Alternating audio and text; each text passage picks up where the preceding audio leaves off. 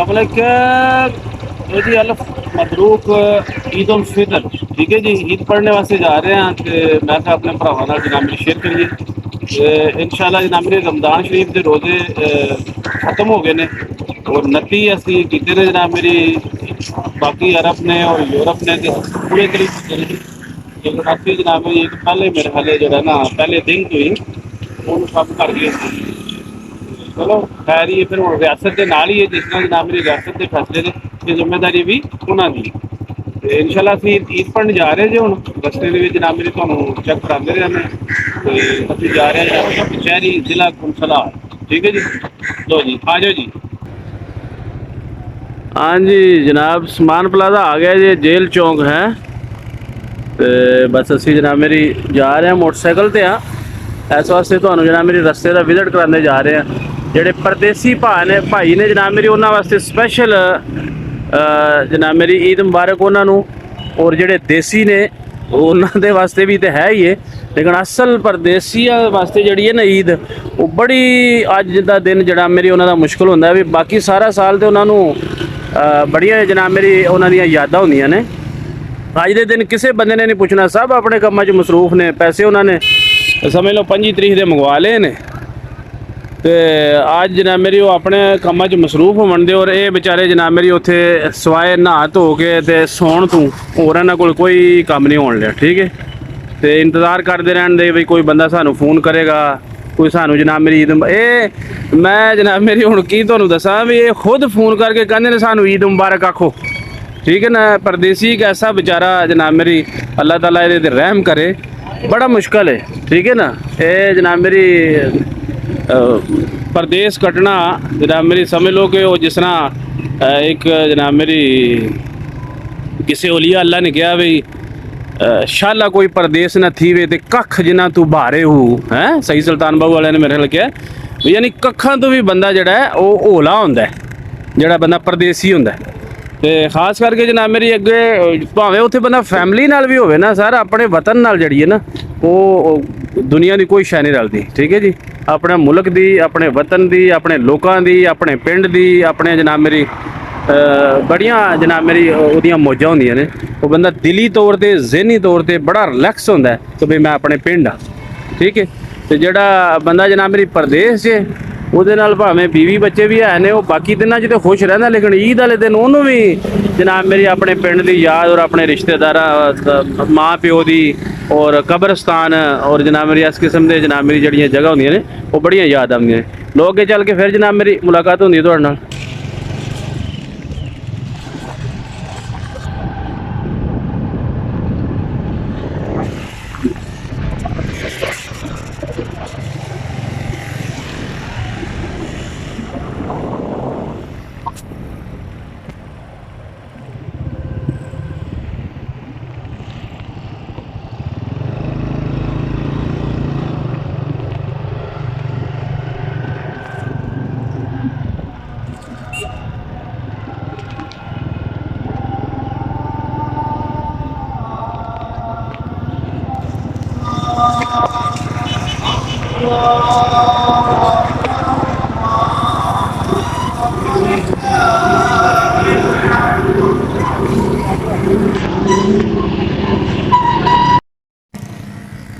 लो जी असी जिला कौंसल हाल पहुँच गए जनाब।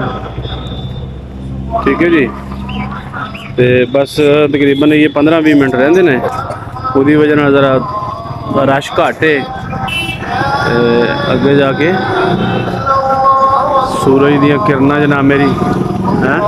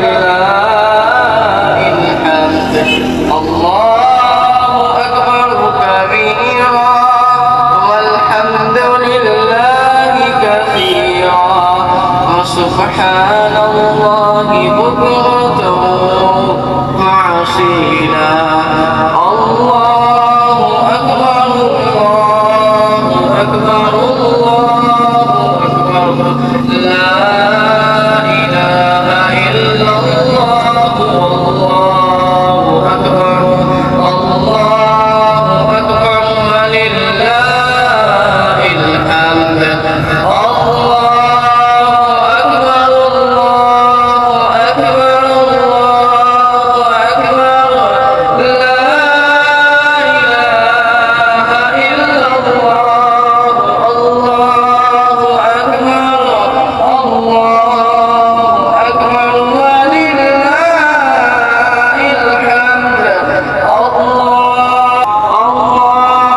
जनाब असी जनाब मेरी अपने भाइयों भैनों नूं अपने लगदियां नूं और अपने जनाब मेरी यूट्यूब के हवाले नाल जितने भी दोस्त अहबाब ने उन्होंने दिल की थाह गराइयां नाल पहलां तो मुबारकबाद पहले भी दी और दोबारा फिर इजाजत लैन लिया कि भाई अपने लगदियां नाल जिन्हां नाल कोई नाराज़गी कोई थोड़ा बहुत जनाब मेरी दिल आज़ारी या जनाब मेरी साढ़े कोलों कोई हुई होवे और या किसी कोलों हुई होवे कोई आपो भी थी तो आपो भी थी जनाब मेरी अज वरे दा वरा दिन है ईद का दिन है उन्हां दे शिकवे दूर करके उन्होंने खुद मिलन की कोशिश करो।